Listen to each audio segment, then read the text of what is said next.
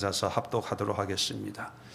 구약성경 1246면에 있습니다. 다니엘서 7장 23절부터 27절까지 다 함께 합독합니다. 시작. 모신 자가 이처럼 이르되 넷째 짐승은 곧 땅의 넷째 나라인데 이는 다른 나라들과 달라서 온 천하를 삼키고 밟아 부서뜨릴 것이며 그 열불은 그 나라에서 일어나는 열왕이요 그 후에 또 하나가 일어나리니 그는 먼저 있었던 자들과 다르고 또 새 왕을 복종시킬 것이며 그가 장차 지극히 높으신 이를 말로 대적하며 또 지극히 높으신 이의 성도를 괴롭게 할 것이며 그가 또 때와 법을 고치고자 할 것이며 성도들은 그의 손에 붙임 바 되어 한 때와 두 때와 반 때를 지내리라.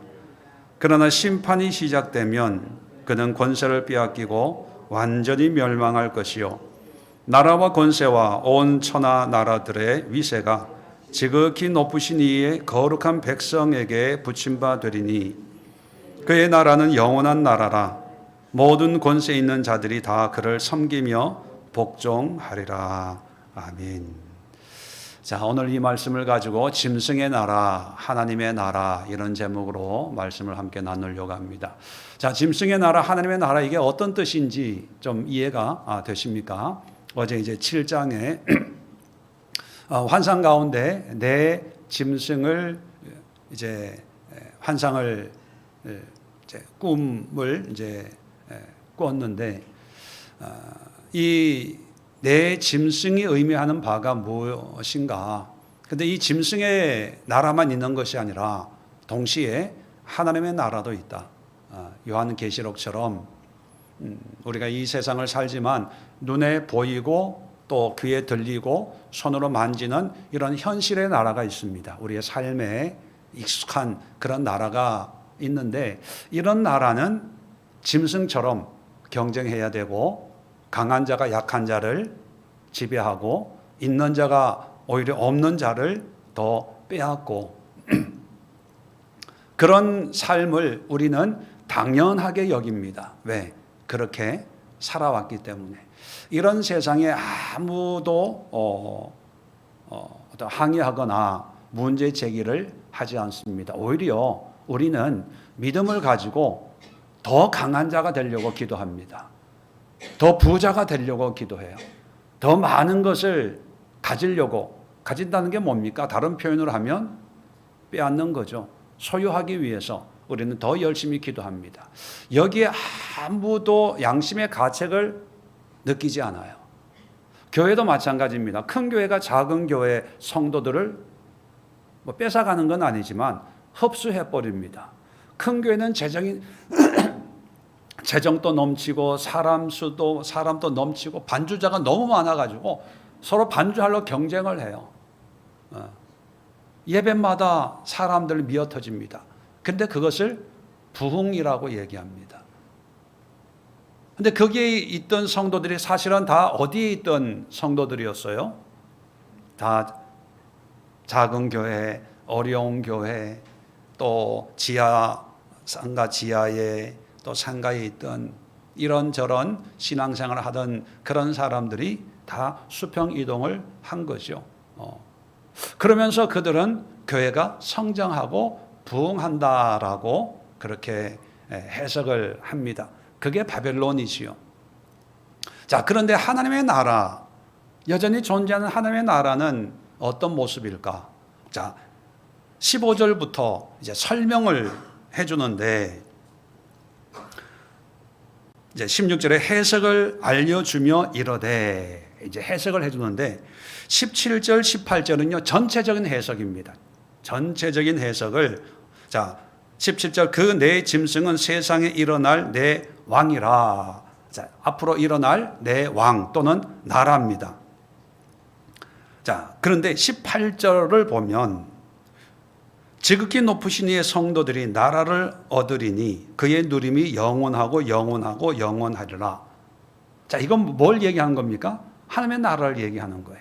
세상은 짐승의 나라인데 이 짐승의 나라라고 하는 것은 앞으로 세워질 어떤 제국들인데 네 종류의 제국인데 흉악하고 무섭고 싸납고 뭐 그러는데, 그런데 어제 우리가 살펴본 것처럼 9절부터 14절까지 이 하나님의 나라는 지극히 높으신 이의 성도들, 믿는 자들이지요, 나라를 얻으리니, 무슨 얘기입니까? 하나님의 나라를 산다는 거예요. 하나님의 나라를 사는데, 세상은 내 짐승이 있다는 것은 내 왕이 앞으로 일어날 거라는 얘기죠. 그러면 그 얘기는 뭡니까? 앞에 있던 나라는 없어지고, 그 다음 나라가 생기고, 또 그 다음 나라는 또 없어지고, 그 다음 나라가 생기고, 있다가 없어지고, 있다가 없어지고, 그게 이 세상 나라라면 하나님의 나라는 쭉 영원하다는 거예요. 세상과 상관없이 그의 나라는 동일하게 똑같이 어떤 시대, 상황, 여건에 있다 하더라도 하나님의 나라는 변치 않고 영원하다. 그러니까 세상이 바뀐다고 염려하지 마. 하나님의 나라는 여전히 동일하게 우리와 함께 하고 있어. 그 얘기를 해주는 거예요.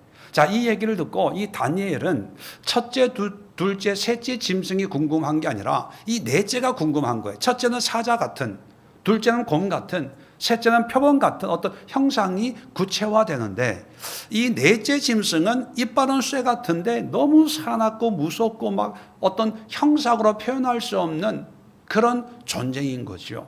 뭐 뿔이 10개씩 있으니까 뭘로 비교할 수 없는 그런 존재가 있어서 이제 묻는 거예요. 자, 19절부터 21절까지가 이제 그 넷째 짐승에 대한 묘사인데, 자, 외적인 것을 20절까지 쭉 묘사하고요. 21절에 보니까 이렇게 되어 있습니다. 내가 본즉 이 뿔이 성도들과 더불어 싸워 그들에게 이겼더니, 다시 말하면 이 넷째 짐승의 뿔이 누구와 나중에는 싸우냐? 성도들. 성도가 누굽니까? 하나님의 백성, 하나님의 나라를 사는 사람들과 싸워서 지면 괜찮은데 이겨요.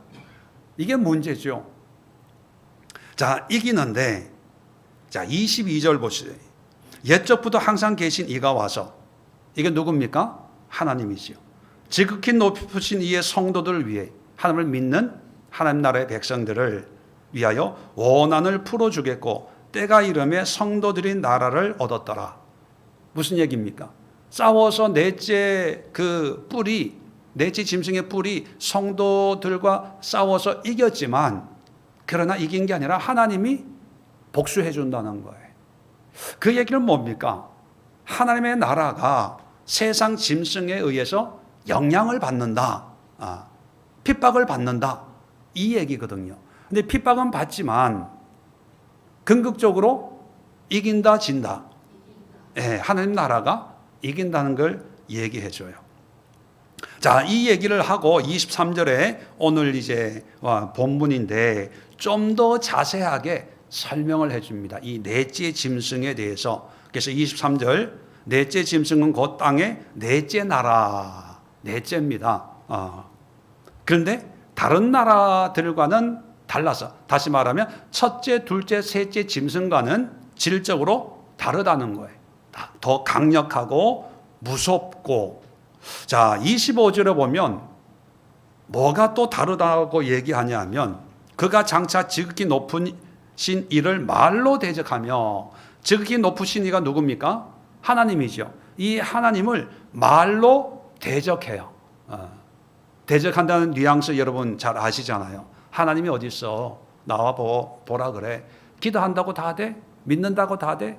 그러면 뭐 예수 믿는 사람들 다 잘 살겠네? 가난한 사람 없겠네? 병원 문 닫아야 되겠네? 기타 등등 이런 저런 말로 조롱하고 비웃고 무시하고 뭐 그런다는 거죠. 또 지극히 높으신 이의 성도들을 괴롭게 할 것이, 이제 성도들을 이제 핍박하는 거예요. 그리고 또 때와 법을 고치자 할 것이며, 때와 법이라고 하는 것은 세상 법을 얘기하는 게 아니라 지금 성도들을, 믿음의 사람들과 하나님에 대한 대적을 얘기하거든요. 그러면 여기서 때는 하나님의 주권적인 통치를 상징합니다. 왜? 하나님이 때를 정하시잖아요. 그 얘기는 뭐냐면 하나님의 주권적인 통치에 반발하고, 자, 법을 고치자. 이건 세상 법을 고치려고 하는 게 아니라 믿음의 법, 어떤 신앙적인 것을 바꾸려고 해요. 야, 기도하지 마, 예배 드리지 마, 제사 드리지 마, 절기 지키지 마, 필요 없어. 이렇게 하나님이 주신 법, 그걸 아주 적극적으로 바꾸려고 한다는 것이요. 또 성도들을 그의 손에 붙임 바 되었다. 손에 붙임 바 되었다는 의미는 뭡니까? 지배당한다는 거예요. 복종하게 한다는 것이요. 자, 그런데 한 때와 두 때와 반 때를 지나게 될 거다. 자, 이 한 때, 두 때, 반 때 이걸 또 막 해석하고 이러는 경우가 있습니다. 이건 무리예요. 하나님이 감춰둔 것은 우리도 감춰야지. 하나님은 감췄는데 우리가 그것을 자꾸 열려고 하면 무리할 수 있습니다. 엉뚱한 결과를 가질 수 있는데, 자, 한때, 두때, 반때라고 하는 것은 뭐냐면, 이따가도 말씀드리겠지만 어떤 하나님이 정해놓은 어떤 기간이 있다. 기간이다. 이렇게 생각하시면 됩니다. 제가 어떤 기간이다라고 이렇게 상징적으로 얘기를 하다가, 여러분 신천지를 가보시면, 한번 가보세요. 신천지를 가면요, 한때는 뭐고 두 때는 뭐고 반 때는 뭐다 아주 정확하게 얘기해줘요. 그런데 그렇게 얘기해주면 그 얘기를 듣는 사람들은 무슨 생각하냐면, 교회는 자세하게 설명 안 해주는데, 안 가르쳐주는데 여기 오니까 막 분명하게 가르쳐주네. 기존의 교회 목사들은 실력이 없고 여기에 있는 분들은 정말 기도 많이 해서 영성이 뛰어나서 하나님이 주시는 계시로 한때가 뭐고 두 때가 뭐고 반 때가 뭐고 이런 생각을 가지고 있는 분들이 거의 대부분이고요. 그 신천지에 있는 이단에 빠지는 분들, 참 여러분 조심해야 됩니다. 성경은 우리가 알 수 있는 부분도 있지만 또 감춰 놓은 그런 부분들도 있어요. 특히 이제 예언적인 것은 그걸 함부로 풀면 안 된다. 그게 성경에 나와 있거든. 사사로이 풀 것이 아니요. 자, 그래서 이 한때, 두때, 반때라고 하는 것은 어떤 하나님이 정해 놓으신 어떤 기간 동안, 이게 영원하는 게 아니라는 거예요. 아까도 22절에도 나온 것처럼 하나님이 심판하세요. 그리고 어제 우리가 살펴보았던 본문 중에 10절에 보면, 세상에는 짐승나라 있는데 하늘나라에서는 불이 강같이 흘러 그의 앞에서 나오며 그를 섬기는 자는 천천히요 그 앞에 모셔 선 자는 만만이며, 자, 심판을 베푸는데 책들이 펴 놓였더라. 자, 하나님은요 심판하세요. 책이라는 건 뭘까요? 미루 짐작하지만 어떤 심판의 대상자들, 심판할 어떤 자료들, 근거들이 책이 펴 있다. 덮여 있는 게 아니고 책꽂이에 꽂혀 있는 게 아니고 펴 있다는 얘기는 뭡니까? 머지않아서 심판을 하신다는 어떤 그런 의미를 가지고 있습니다. 자, 그래서 어떤 한 정한 때까지 우리가 고난을 받는데 26절입니다. 그러나요, 심판이 시작되면 그 권세를 빼앗기고 완전히 멸망할 것이요. 그 네 번째 짐승의 아주 나중에 난 그 뿔 하나가 이 난리를 쳤거든요. 그래서 세상에 무서울 게 없는 거예요. 하나도 두렵지 않아요. 그랬던 이 존재가 권세를 빼앗기고 완전히 멸망하게 될 거라는 거죠. 자, 그리고 나서 그걸로 끝나는 게 아니라, 자, 나라와 권세 온 천하 나라들의 위세가 지극히 높으신 이의 거룩한 백성에게 붙임바 되리니. 자, 하나님께 붙임바 된다, 지극히 높으신 분에게 붙임바 된다, 이러면 이건 하나님이 왕으로 지배하시고 통치하시는구나, 이렇게 해석할 수 있는데, 그런데 부침받는다는 것은 맡긴다는 거예요. 주어진다는 거예요. 지배하고 통치한다는 얘기입니다. 그런데 누가 통치합니까? 거룩한 지극히 높으신 이의 거룩한 백성. 다시 말하면 하나님을 믿는 자, 믿는 자들에게 주어져요. 그래서 그의 나라, 믿는 자들이 사는 그 나라, 다시 말하면 하나님의 나라는 영원한 나라이라 모든 권세 있는 자들이 다 그를 섬기며 복종하리라. 나중에는 이제 이 짐승을 심판하고 멸망시키고 하나님의 백성들이 하나님의 나라의 권세의 영광을 온전히 차지한다. 이것이 이 환상의 해석이다. 이렇게 얘기해 주는 거예요. 자, 그러면 어제도 말씀드렸지만 우리가 이 세상을 살 때 이 세상은 짐승의 나라들입니다. 이건 다니엘이 살던 또 다니엘이 앞으로 살아내야 될 그런 바벨론이나 페르시아 그리고 그리스 이런 제국에만 해당되는 걸까요? 아니면 지금 또 이런 세상 나라가 진행 중에 있는 걸까요? 진행 중에 있어요. 자, 그러면 제가 한번 질문을 하겠습니다.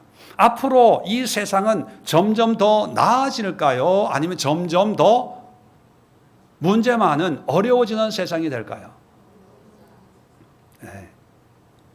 이게 시대를 보는 통찰력이에요. 제가 부정적인 비관론자여서가 아니라 성경이 말하는 것은요, 세상은 점점 더 악해져요. 자, 그런데 이 악해진다는 이 의미를 여러분, 세상적으로 살기가 너무 힘들고 어렵고 가난해지고 전쟁이 일어나고 이런 의미만이 아니라 우리가 믿음을 가지고 살아가는 데 있어서 점점 더 힘들어진다는 의미예요. 어쩌면 짐승의 나라는요, 힘 있는 자들에게는 정말 살만한 곳이에요. 제가 미국에 있는 친척들 만났더니 그 얘기 하더라고요. 야, 한국이 살기가 너무 좋다며. 예, 좋지요. 그런데 한마디 하더라고요. 근데 돈이 있어야 된다며. 돈 있는 자들에게는요, 살기가 너무 좋다는 거예요. 짐승의 나라는요, 힘이 있으면 왜 잡아먹으면 되니까. 힘이 있으면 모든 게 내 먹잇감으로 보이는 거예요. 힘이 없으면 모든 게 뭐로 보입니까? 맹수로 보여요. 다 피해야 되고 도망가야 되고. 자, 이런 짐승의 나라는 다니엘 시대뿐만 아니라 지금도 예수님이 재림할 때까지 계속 그렇게 되어질 거예요. 자, 이런 맹수의 나라에서 그럼 우리가 하나님 나라를 산다는 것은 어떤 의미일까? 여러분, 맹수의 나라에서 하나님 나라를 사는 하나님의, 어제도 제가 설교 말씀드렸지만 바벨론에서도 하늘이 있으니까 하늘을 보자. 하늘을 눈을 들어 하늘을 보라. 하나님 나라를 보고 하나님 나라를 살아야 되는데, 여러분, 바벨론에서 어떻게 사는 게 하나님의 나라를 사는 걸까요? 방법이 뭡니까? 그럼 뭐라고 생각합니까?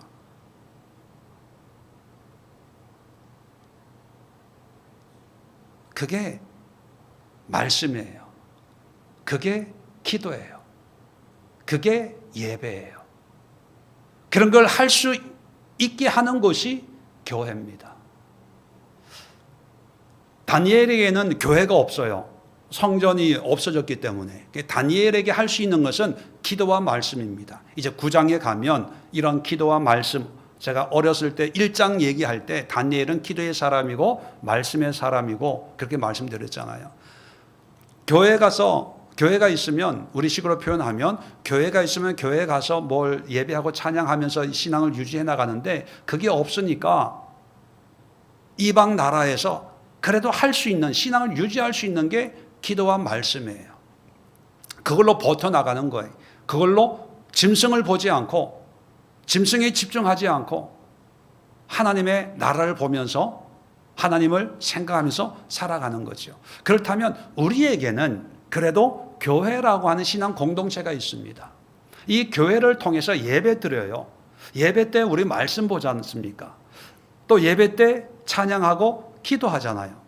그럴 때마다 우리는 저도 말씀드렸지만 목회자를 보는 게 아니고 설교자를 보는 게 아니고 설교자가 얘기하는 그 말씀을 통해서 우리를 창조하시고 통치하시고 지배하시는 우리의 영원한 왕이신 하나님을 보는 거예요. 이해되시면 아멘. 그게 하나님 나라를 사는 거예요. 하나님 나라를 산다고 해서 바벨론 짐승의 나라 부정하고 나 이런 세상에서 난 몸을 더럽히면서 살기 싫어 그러면서 뭐 산으로 들로 굴로 뭐 그렇게 사는 게 하나님 나라를 사는 게 아니고 보따리 싸가지고 기도원 가는 게 하나님 나라를 사는 게 아니고 우리의 일상을 살아요. 총리가 되어야만 된다면 총리가 되고 고위 공무원이 되어야 될 상황이면 고위 공무원이 되어서 직장인, 사회인, 학교 여러 삶을 살아요. 살다 보면 어쩔 수 없이 우리는 짐승의 나라에 속한 자 아닙니까? 그죠? 사자가 사냥해서 물어다 준 그 고기를 그 사자의 나라에서 살려면 뜯어 먹어야 돼요. 사자가 먹고 남은 거 독수리가 먹을 거고 독수리가 먹고 남은 거 이리들이 와서 먹을 거고 이리들이 와서 먹고 남은 거 늑대들이 와서 먹을 거고 그게 썩어서 이제 뭐 영양분이 돼서 농사가 이제 잘 되면 그 농사 과일 열매 우리가 따먹는 거예요. 피할 수 없습니다. 외면할 수 없어요. 부정할 수 없어요.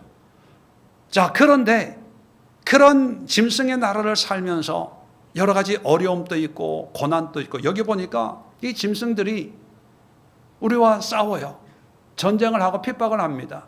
그럴 때마다 우리 믿음의 사람들이 하나님의 나라의 백성들이 하나님의 능력 가운데 백성하면 아무 문제가 없어요. 살만해요. 짐승의 나라.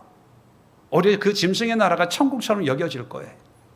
문제만 있으면 기도만 하면 딱딱 응답해 주시고 아프면 그냥 손만 대면 암병이 치료되고 기도하고 사업만 하면 그게 대박이 나고 뭐 문제가 있어요. 아무 삶에 어려움이 없는데 그런데 하나님의 나라를 살면서도 짐승의 나라 속에 산다는 것은요 여러 가지 어려움이 있는 거예요. 어려움이. 그래서 우리가 믿음을 가지고 이 세상을 사는데 어려움이 생기는 것은 당연해요. 당연해. 오히려 어려움이 없는 게 위험한 거예요. 왜? 어려움이 없다는 것은요 100% 순종하는 바벨론의 노예든지 아니면 아무 갈등이 없는 바벨론의 시민이든지 두 개 중에 하나예요. 근데 하나님의 나라의 백성은 하나님을 바라보고 살면 필연적으로 짐승의 나라 바벨론과는 갈등의 여지가 생길 수밖에 없어요. 자, 그런 상황에서 이 환상을 통해서 천사가 아까 얘기한 것처럼 내 짐승은 내 왕인데 그런데 하나님의 나라는 영원해. 걱정하지 마. 세상은 바뀌고 짐승들은 바뀌고 더 악해지고 교활하고 교모해질 수 있지만 염려하지 마. 낙심하지 마. 갈등하지 마. 의심하지 마. 하나님의 나라는 흔들리지 않아. 그리고 하나님이 복수해 줘. 원수를 갚아 줘. 자, 그런데 여기서 이제 문제가 하나 생기는 게 뭐냐면 우리가 신앙생활을 하다가 내가 믿는 자이기 때문에 할 말 못할 때 많이 있잖아요. 직장생활. 뭐 선생님들 몇 분 계시지만 교사들 사이에 또 학생들 사이에 내가 교사이기 때문에 내 혈기대로 내 기분대로 내가 하고 싶은 이런 것을 못할 때가 있단 말이에요. 자, 그럴 때는 답답해요. 억울해요. 미치겠어요. 집에 와가지고는. 내가 왜 이런 대접을 받아야 돼? 왜 이런 손해를 당해야 돼? 뭐 그럴 때가 있지요. 자, 그런데 하나님이 복수를 내일 복수해 주면 얼마나 좋겠어요. 신나죠. 참을만 해요. 왜? 오늘은 내가 참는다. 내일 너 한번 당해봐. 뭐 이러면 뭐 아무 문제가 안 돼요. 근데 지금 이 환상은 앞으로 되어질 어떤 미래적인 이야기 아닙니까? 근데 미래인데 어떤 미래냐 하면 다니엘이 살아서는 경험하지 못한 그런 미래예요. 다시 말하면 200년, 300년 뒤의 일이라는 거죠. 그게 하나님이 내가 사랑하는 홍순현 집사야, 힘들지, 억울하지, 걱정하지 마, 내가 도와줄게. 200년 뒤에. 지금 그런 내용이거든요. 문자적으로 보면. 그럼 우리 다 웃어요. 왜 웃는지 저는 압니다. 그게 무슨 복수야? 그게 뭐 도와주는 거야? 도와주려면 지금 해야, 지금 도와줘야 되는 거지. 이게 문제인 거예요. 그래서 우리가 믿음이 안 생기는 거예요. 신뢰가 안 생기는 거예요. 왜? 우리는 지금 내가 목격하는 그 시간에, 그 장소에 내 마음이 시원하도록 한바탕 막 우르르 꽝꽝 하나님이 천둥을 치든지 뭘 해야 봤지. 내가 믿는 하나님이 이런 분이야. 이런 하나님을 믿는 내가 어떤 사람인지 알지. 앞으로 까불지 마. 뭐 이게 우리의 어떤 카타르시스죠. 근데 여러분, 이게 바로 짐승의 나라의 원리예요. 복수가 내가 원하는 대로 되는 거. 주일날 제가 하나님의 시간에 대해서 설명을 하려고 그래요. 네. 하나님의 시간. 왜 우리는 복수를 해주면 하루나 이틀, 적어도 한 달, 적어도 1년이나 길게 잡아야 한 몇 년. 그래야 우리가 하나님이 하셔서 이게 되는데, 지금 하나님은요, 나중에 이제 헬라 왕에 대한 그 8장에 보면 숫 염소와 숫 양의 또 환상이 나와요. 근데 이 숫 염소가 뭐냐? 헬라 제국이다. 헬라다 이렇게 얘기합니다. 헬라가 뭡니까? 그리스거든요. 그러면 이 그리스 알렉산더가 세운 이 그리스, 그리고 거기서 이제 뭐 갈라지는 이런 이야기들이 나오는데, 그게 다니엘로부터 적어도 400년 뒤의 이야기예요.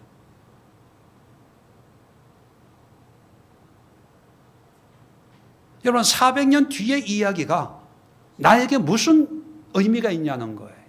이게 짐승의 나라의 원리. 근데 하나님 나라의 원리는 400년이 아니라 4000년 뒤의 일도 나에게 영향을 미쳐요. 왠지 아세요? 하나님에게는 시간이 있다 없다. 하나님에게는 과거, 현재, 미래가 있다 없다. 하나님에게는 그 시간의 개념이 없어요. 단지 예언, 미래라고 하는 것은 우리에게 뭔가 메시지를 전달하려고 우리의 어떤 시간관으로 말씀하는 거지, 하나님에게는 과거나 현재나 미래나 다 똑같아요. 왜? 시간을 만드신 분이고 시간 밖에 있는 분이기 때문에 우리가 뭐 논리적으로 이해할 수는 없지만, 하나님의 어떤 초월적인 하나님이라는 걸 생각하면 시간 밖에 있는 분, 그분에게는 100년도, 400년도, 4000년도 그냥 하나의 정점에 불과한 그런 시간관을 가지고 있어요. 그래서 그분이 400년 뒤에 이야기를 하고 500년 뒤에 이야기를 할 때 우리는 우리의 시간관에 이게 빠져 있기 때문에 우리는 분초를 다투잖아요. 분초. 1시간, 2시간, 24시간을 다투는 그런 어떤 이 바벨론의 삶에 찌들어 있는데, 그런 시간관념이 있는데 400년 얘기하면 우리는 에이 웃어요. 그죠? 그런데 여러분, 우리에게는 400년이지만 하나님에게는 현재 400년에 그게 중요한 게, 그렇게 우리가 선지서나 예언서나 다니엘 예언 이런 거로 환상을 이해할 때 우리는 자꾸 의문을 가집니다. 왜 이게 진짜야? 그래서 어떤 학자들은요, 다니엘서에 있는 이 예언이 그리스 헬라 제국까지, 그리고 헬라 제국이 이제 알렉산더가 죽고 네 장군이 네 나라로 갈라지잖아요. 그런 게 다 나와 있어요. 너무나 정확하게. 그래서 어떤 학자들은요, 이 다니엘서의 기록 연대를 그리스 제국 시대로 끌어내려요. 이거는 예언이 아니고 경험하고 그 시대를 경험한 사람이 다니엘의 이름으로 쓴 거야. 이렇게 생각하는 거죠. 하나님의 어떤 시간에 대한 개념이 없어서 그럽니다. 자, 그렇다면 이런 하나님의 경륜을 우리가 알고 우리가 짐승의 나라 속에서 하나님의 나라를 살아가는데 어려움이 있어요. 교회에 문제가 생길 수 있습니다. 믿는 자들이 또 목사님들이 타락하고 추문이나 스캔들을 내면서 한국 교회가 망해서 변질해서 타락해서 또 교회가 이제는 이단에 팔려가는 건 이제 뉴스도 아닙니다. 이제 교회가요, 영종도에 가보니까 카페로 바뀌었더라고요. 한번 가봤어요, 저도. 교회가 이사 가면서 카페 하는 사람들 팔고 다른 데 건축을 했더라고요. 근데 그 스테인드 글라스 십자가는 없는데 거기에 그대로 해가지고 카페를 아주 유명한 사진 찍기 좋은 카페 이런 데로 바뀌었더라고요. 별별 일들이 다 일어날 거예요. 자, 그럴 때 우리가 생각하기에는 이제 한국교회 망했어. 끝난 거야. 희망이 없어. 소망이 없어. 이렇게 얘기할 수 있어요. 근데 여러분, 이런 현상들이 대한민국에만 있었던 게 아니고요. 창세 이래로 계속되어 왔다는 사실을 기억하십시오. 유다가 멸망할 때 끝났어. 아니 그 전에 야곱이 기근을 흉년을 피해서 애굽으로 갔을 때 하나님의 역사는 끝났어. 이스라엘이 남북으로 갈라졌을 때 이제 이스라엘은 끝났어. 북이스라엘 망할 때 끝났어. 유다가 포로로 끌려갈 때 끝났어. 로마가 점령할 때 끝났어. 세계 곳곳에서 유대인들이 핍박당하고 2차 대전 때 히틀러에 의해서 600만 명이 학살당했잖아요. 이제 끝났어. 끝났어. 한 번도 한 번은 아니지만 중세에는 꽃을 피웠지만 근세에 대접다운 대접을 받은 적이 없고요. 항상 위기다, 어렵다, 하다 못해 얼마나 힘들었으면 종교개혁을 했겠습니까? 늘 힘들었어요. 늘 어려웠어요. 그런데 하나님의 나라는 망하지 않아요.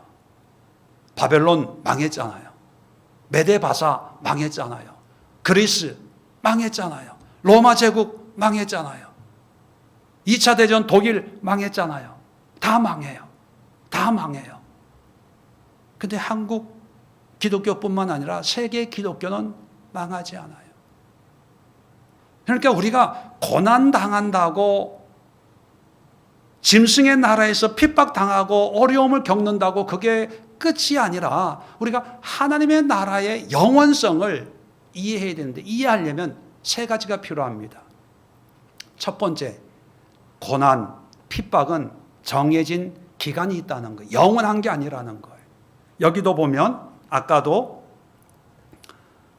한때, 두때, 반때 이런 표현이 있습니다. 12절에도 보면 7장 12절에도 보면 정한 시기가 이르기를 기다리게 되었더라. 하나님의 정한 시기가 있어요. 한때가 얼마인지, 두때가 얼마인지, 반때가 얼마인지 모르지만 한때는 어떤 한 일정 기간이라면 두때는 그것이 배가 되는 거고 또 어떤 경우에는 반때는 뭡니까? 계획했던 거에 절반 깎여질 수도 있다는, 짧아질 수도 있다는 거예요. 늘어날 수도 있고 짧아질 수도 있고 그것은 하나님의 권위에 속한 것이지만 중요한 것은 하나님의 정한 시기가 있어요. 그 시기가 있기 때문에 우리는 뭘 해야 됩니까? 인내하는 거예요. 믿음으로 인내하는 거예요. 두 번째는 뭐냐면 정한 시기가 끝나면 반드시 심판이 있다는 걸 기억해야 됩니다. 하나님의 심판. 그래서 우리는 손해봤다 이렇게 생각할 필요가 없는 거예요. 왜? 심판이 있으니까. 하나님이 갚아주시니까. 억울한 게 아니에요. 왜 억울하고 왜 손해라고 얘기하냐면 그 하나님의 심판이 내가 누릴 수 없을 수도 있으니까. 그죠? 빨리 내가 살아있을 때 심판이 임하면 괜찮은데 다니엘처럼 400년 뒤에 내가 심판하겠다 그러면 나한테 어떤 유익이 없다고 생각하니까 그건 나하고 상관이 없다고 생각하는 바벨론적인 사고 때문에 그런 거예요. 근데 하나님의 나라의 사고는, 하나님 나라는 영원한 나라이기 때문에 영원 안에 400년은 그게 큰 문제가 아니거든요. 하나님 나라 안에서의 그 시간관념은 별로 중요하지 않습니다. 그래서 하나님이 400년 뒤에 심판하시든지 4000년 뒤에 심판하시든지 그게 중요한 게 아니라 중요한 건 뭐냐면 하나님이 심판해 주신다. 누굴 위해서? 나를 위해서. 자, 세 번째는 뭐냐 하면 그 심판을 통해서, 자, 아까도 우리가 읽었지만 27절에 보면 나라와 권세 온 천하 나라들의 위세가 지극히 높으시니 거룩한 백성에게 부침받는 거예요. 주어지는 거예요. 우리에겐 상급이 있는 거예요. 그래서 여러분 심판을 두려워하지 마십시오. 두려워하는 사람들은 악인들이에요. 악인들에게는 정말 심판이에요. 형벌의 날이에요. 근데 하나님의 거룩한 백성들의 하나님 나라를 사는 사람들에게는요, 상급의 날이고 위로의 날이고 축제의 날입니다. 하나님 앞에 백보자 심판, 무슨 심판이 있어? 자꾸 부정적으로 생각해요. 왜? 자신이 없으니까. 근데 하나님의 거룩한 백성들에게는요, 이 심판의 날이 빨리 오는 게 좋아요. 왜? 하나님의 모든 권세와 능력을 우리 손에 주시는 날, 내 모든 희생과 수고를 갚아주시는 날, 이게 기다리고 우리를 기다리고 있다는 겁니다. 그러니까 현실로는 짐승의 나라지만 하나님 나라를 사는 사람들은 이런 하나님의 경륜, 하나님의 시간, 하나님의 때를 생각하면서 살다 보니까 현실을 부정하고 무시할 수는 없어요. 힘들어요.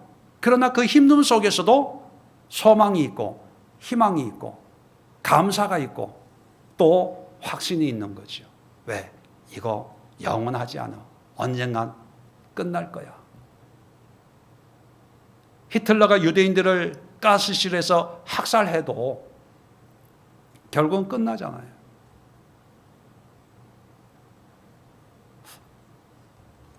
어디선가 지난주에 주일 예배 때 말씀드렸습니까? 악마적 죄와 인간적 죄. 여러분 기억나세요? 사람들은 악마적 죄가 더 무섭다고 생각합니다. 살인하고 죽이고 고사포로 쏘고 가스실에 학살하고. 그런데 이런 악마적인 죄는요, 기간이 있어요. 그 사람만 죽으면 끝나요. 북한의 정권이 바뀌면 끝나요. 근데 더 무서운 건 뭡니까? 인간적인 죄예요. 인간적인 연약함.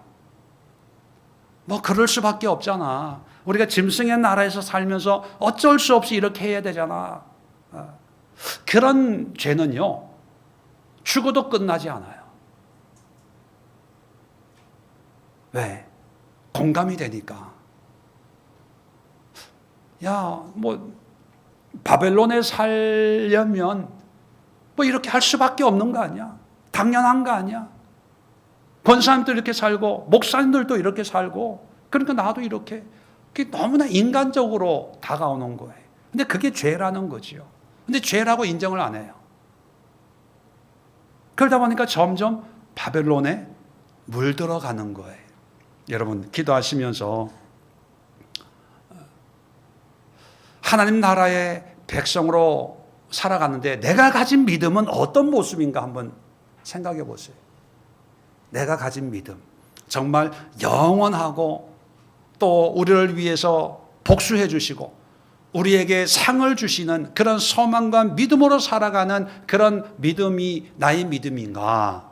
아니면 바벨론 짐승의 가치관처럼 내가 확인 가능할 수 있는 내 삶의 어떤 문제 해결이나 내 삶에 뭔가 유익이 있고 이익이 있는 그런 것으로 하나님을 판단하려고 하는 그런 믿음인지, 또는 하나님을 바라보기보다는 세상을 바라보고 인간을 바라보고 환경을 바라보면서 거기에 대한 상대적 가치 비교를 통해서 좋다 안 좋다, 부자다 가난하다, 많다 적다, 이런 걸 통해서 하나님이 축복이고 축복을 안 주시고 뭐 이렇게 생각하는 건지, 여러분이 가지고 있는 그 믿음의 실체가 짐승의 나라에 최적화되어 있는 그런 가치관인지, 아니면 오늘 말씀하는 하나님 나라에 최적화된 그런 믿음을 추구하고 사모하고 있는지, 오늘은 여러분 자신의 믿음을 MRI 찍듯이, CT 찍듯이, 엑스레이 찍듯이 한번 객관적이고 냉철하게 바라보면서 앞으로 내가 이 세상에서 어떻게 살아내야 될까, 그 길이 보여지고 또 그 길로 인도함 받는 그런 은혜가 임할 수 있도록 함께 기도하는 시간 갖도록 하겠습니다.